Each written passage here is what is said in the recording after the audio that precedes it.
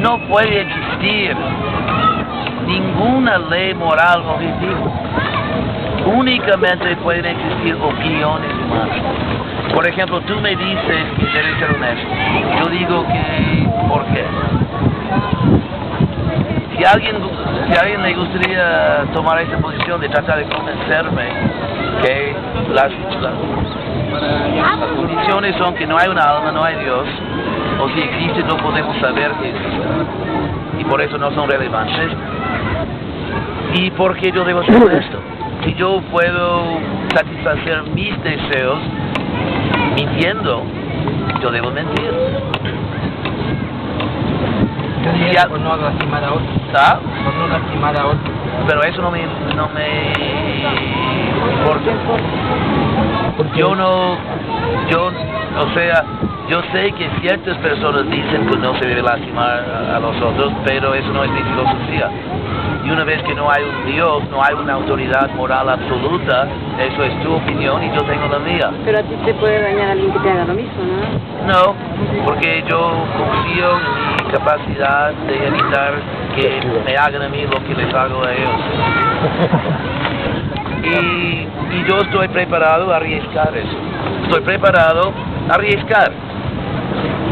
Y si tú me dices que si tú mientes, entonces estás apoyando la mentira en la sociedad, es posible que alguien te mienta de tal forma que pierdas algo importante, pero está bien, voy a jugar.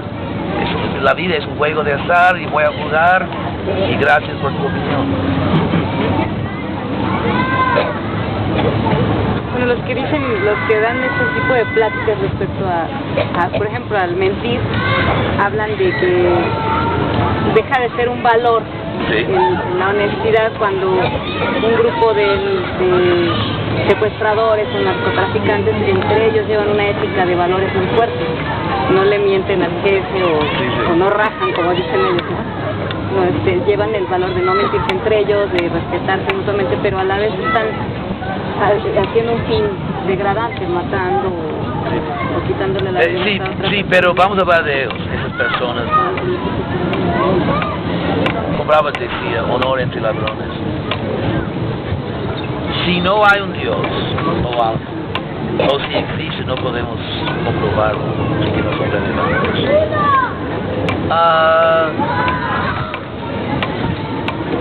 ¿Cómo puedes comprobar que los malandros son malos? ¿Cómo puedes comprobar que existe tal cosa como maldad? Lo único que podrás mostrar filosóficamente es que en este mundo suceden cosas que mucho no te gustan. Bueno, también aquí hay un filósofo que decía en México que el respeto al derecho ajeno es la paz. ¿Qué es qué? El respeto al derecho ajeno es la paz. No, es completamente al contrario.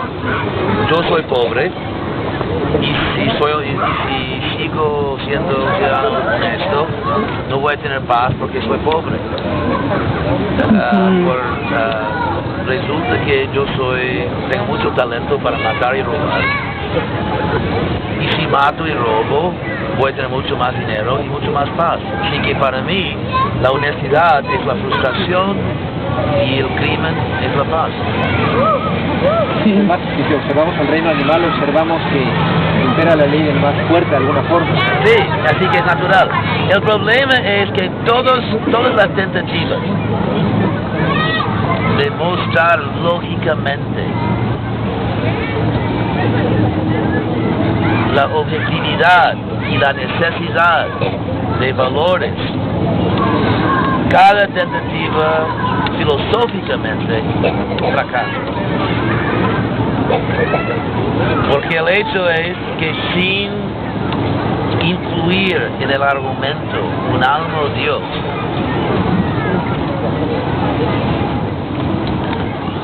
lo único que tenemos son opiniones humanas. Y por eso es interesante que la gran mayoría de las personas realmente creen que algunas cosas son buenas y malas. Pero ya que casi nadie piensa hoy en día, no entienden o no investigan las consecuencias filosóficas, lógicas, de pensar que realmente existe objetivamente bondad y maldad. Porque si entre las cosas que objetivamente existen, si entre las cosas que objetivamente existen hay cosas completamente no empíricas como bondad y maldad, eso significa que dentro del universo hay una dimensión objetiva no perceptible por los sentidos. Porque los sentidos pueden observar un hombre robando, pero la maldad de ese acto no es algo que se ve con los ojos. Así que cada persona que alega, que dice que ciertas cosas realmente son buenas y ciertas cosas realmente son malas, más allá de opiniones humanas, cada persona que piensa así está diciendo que hay una dimensión no empírica, no física, que es no solamente real, sino que está encima de la dimensión física, porque actividades físicas deben ser gobernadas por esa realidad metafísica. Así que decir que gobernando o lo que debe gobernar el mundo físico es una realidad metafísica, las consecuencias filosóficas de eso son drásticas. O sea, las consecuencias lógicas son profundas. Y es por eso que Hume, el filósofo, que no quería mucha conciencia de Dios en el mundo, trató de o atacó la idea de una bondad y maldad objetivas. Pero el hecho, cuando vemos una injusticia gritante, cuando vemos algo realmente de crueldad horrible, y sabemos que eso es maldad, lo que queremos decir, lo que sentimos no es que, bueno, que hay un contrato social y eso no es práctico, porque no, lo que sentimos es que es maldad. O cuando vemos, por ejemplo, cosas bonitas en una película que te pones a llorar, o una cosa que realmente sucede en el mundo, que un padre o madre que ve a su hijo creciendo como una buena persona. O sea, hay cosas de bondad que realmente sentimos en la parte más profunda del corazón, que esto es bondad, o que esto es maldad. Y la existencia de una bondad y maldad objetiva significa que hay una dimensión objetiva, real, metafísica, que gobierna el mundo físico. Y si eso es verdad, y queremos enseñar así los valores, entonces, ¿qué queremos decir? Que hay una dimensión metafísica gobernando el mundo físico. Pero eso al final es también relativo, porque eso al final también es relativo, porque para lo que algunos es bueno, para otros es malo. No, el relativismo de la moralidad es algo muy exagerado. Pero podemos observar que en toda parte del mundo hay el concepto de inocencia y, ¿cómo se llama? Culpabilidad. Y podemos observar en todas partes del mundo que se castiga la culpabilidad, como se defina, y se, ¿cómo se llama?, recompensa o se protege a los inocentes según la definición de inocencia en un lugar determinado. Ahora, sobre los principios esenciales no hay relatividad. La diferencia es la manera de definir inocencia y mérito, de que todo el mundo debe recibir lo que merece. Entonces, la manera específica de definir mérito, inocencia y culpabilidad, hay diferencias. Si estudiamos las diferencias, podemos ver dos categorías de diferencias. Una categoría es trivial. Por ejemplo, yo diría que en México el impuesto sobre la renta es tal por ciento, y en Guatemala es tal por ciento, y en Canadá tal por ciento. Hasta cierto punto yo diría que es una diferencia filosóficamente irrelevante, porque depende de las circunstancias locales, depende de muchos factores que no estamos lidiando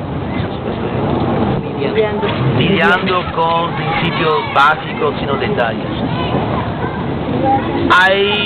Pero los detalles pueden llegar a un punto que realmente en una cierta sociedad o país son tan irracionales que decimos que en este caso sí hay una diferencia, pero no debido a la relatividad de la moralidad, sino que debido al hecho que este gobierno está loco, es tan corrupto, es tan cruel, es tan, como se dice, codicioso, que están simplemente oprimiendo al pueblo. Eso nos muestra que hay una relatividad de moralidad, sino que hay personas buenas y malas gobernando en este mundo. Tenemos casi entonces en el principio que dice, no hagas a otro lo que no hagas a otro lo que no quieras que te haga la pena. Sí. Eso es un principio necesario, pero no suficiente. Por ejemplo, un ladrón puede decir que está bien, que trates de robarme, yo tengo mi pandilla, estoy preparado. Yo voy a robar y que otros traten de robarme, estoy listo. Así que la regla de oro, ¿cómo se define la regla de oro? Se dice que quien tiene el oro hace la regla. No, pero lo que quiero decir es que esa regla es necesaria, se dijo, pero no suficiente. Pero por ejemplo, las personas que destruyeron las Torres Gemelas, quienes lo hicieron, Torres Gemelas, quienes hicieron eso, para algunos fueron héroes y fueron liberados de este mundo material, y para otros fueron demonios. Entonces, no, pero lo que dice ahora es un argumento circular, en el sentido que argumento circular significa que usas dentro del argumento lo que estás tratando de comprobar, como ya fuese comprobado. O sea, lo que estamos debatiendo es si la moralidad es relativa. Entonces, si tú dices, bueno, simplemente unos piensan así, otros piensan así. Sí, pero eso no significa nada. Eso simplemente describe las opiniones de las personas. Eso no indica para nada que la moralidad es relativa. Porque ya abrimos espacio para el caso de simplemente un fracaso total de raciocinio moral. Y en este caso, el matar a personas inocentes, inclusive a musulmanes, diciendo que es una estrategia para lograr objetivos políticos, yo creo que una mayoría pesadísima de las personas del mundo entienden que eso es un error, pensar así. Y el hecho de que algunas personas piensen así no nos dice nada. Nos dice eso revela una cosa o comprueba una cosa, que hay ciertas personas que lo dicen. Eso es lo único que eso comprueba. En relación a una moral natural, se basa a veces en el estudio de Carl Jung, de Carl Jung, que todos tenemos, sí, que tenemos arquetipos y que la moral puede ser un arquetipo simplemente natural. Es un arquetipo natural, tipo muy alto. Pero por eso existe esa moral, no porque sea una cuestión metafísica. Así dicen. Él dice que ellos dicen, en base a esa teoría de arquetipos, que la moral puede ser explicada, por eso hay que puede explicar diciendo que es un arquetipo universal en el ser humano, y por eso se busca la justicia y inocencia, no necesariamente algo metafísico. Pero ese argumento no se dirige al asunto. Ya sabemos, acabo de decir, en otras palabras, que la humanidad tiene arquetipos, la mente. La existencia de arquetipos es algo que todos aceptamos. Lo que estamos debatiendo es la fuente de ese arquetipo. Entonces, decir que por qué hay arquetipos no vienen de Dios.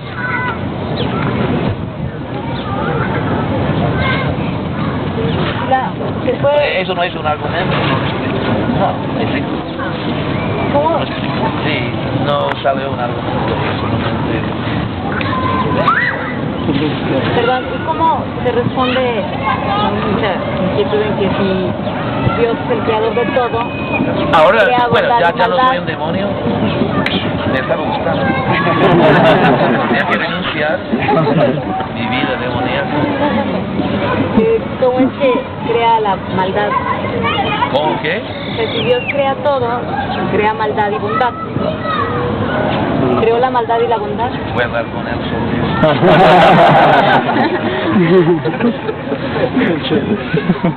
Eso se llama... en español, ¿cómo sería? Teodicea. Teodicea. Teodicea. Hay una palabra griega, dike, significa justicia. Deus es Deus. Dios. De la palabra Deus. Y la justicia de Dios o la injusticia de Dios, el problema del mal. Ahora, maldad. Agustino dio un argumento interesante.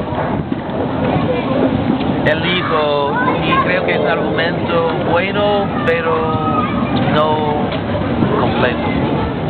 Él dijo que así como, por ejemplo, no sé si dio el ejemplo de una camisa, pero es algo así. Se explica su argumento dando ejemplos. Yo tengo una camisa. Si la camisa es, ¿cómo se dice? Rascada, yo pensaba rascar. Si la camisa, digamos, se rasca, o hay un hoyo en la camisa, eso es un defecto de la camisa, pero no es la presencia de algo, sino la ausencia de algo. Entonces, Agustino dice que la maldad es la ausencia de bondad. Ese argumento es interesante, pero también hablaba algo así, creo que eso hace parte de la respuesta. Pero, primero, primero recordemos que la maldad no es una sustancia que Dios crea. No se puede decir Dios creó el agua, la tierra y la maldad, como si fuese otra sustancia. Entonces, si estudiamos qué es la maldad, es una manera de actuar. La maldad es una manera de actuar, no el acto. Por ejemplo, si un ladrón te corta con un cuchillo, eso es maldad. Si ¿cómo se llama? Cirujano. ¿Ah? Cirujano experto, salvando tu vida, te corta con un cuchillo, es bondad. Con tal que no cobre demasiado.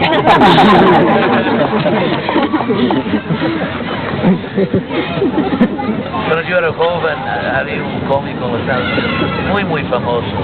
Se murió hace, no sé, 20 años. Jack Benny. De los más famosos del siglo XX. Y siempre hacía ese carácter de avaro, muy avaro.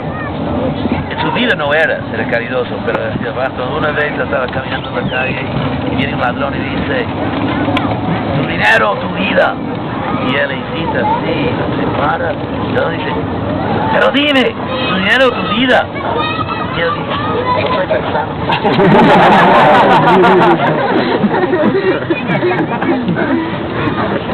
Pero... podría decirse que No, la pero- maldad, perdón, No, para comprar. Y después, volviendo a la maldad, sí que es una forma de actuar, como decimos. Y Del cirujano, eso. Entonces podemos mostrar que no es el acto en sí que es malo, sino las circunstancias que rodean el acto, o que determinan la naturaleza moral del acto. Entonces en un sentido decir que Dios creó la maldad sería decir que Dios creó la mala voluntad de una persona. Y si Dios crea la voluntad buena o mala de las personas no tienen libre arbitrio, y por eso no existe tal cosa como moralidad humana, ya que no tenemos libre arbitrio. Y ya que todos sabemos que tenemos libre arbitrio, no podemos decir que Dios crea nuestra voluntad. Lo que Dios sí crea es la capacidad de escoger, el libre arbitrio. Y nadie puede, como dice, la bondad no puede existir sin la maldad, de la siguiente manera. La bondad es un tipo de actividad o actitud, y es algo que se tiene que hacer voluntariamente. Un hombre que pierde su dinero, y un pobre con una familia pasando hambre encuentra su dinero y compra comida para su familia, que la persona que perdió su dinero no es caricativo. El hombre no es caricativo. Caritativo. Estoy como oxidado. No es caritativo, porque a pesar del hecho, o sea, el hombre tenía dinero, el dinero pasó de él al pobre, el dinero se aplicó por un fin, digamos, bueno. Sin embargo, por no ser intencional, el acto no es un acto de bondad, de caridad. Entonces, la bondad tiene que ser, por la lógica, algo que se hace a propósito, intencionalmente. Y no es posible escoger nada si no hay otra cosa que puedes escoger. O sea, si yo tengo que hacer tal cosa, es imposible que sea un acto bondadoso.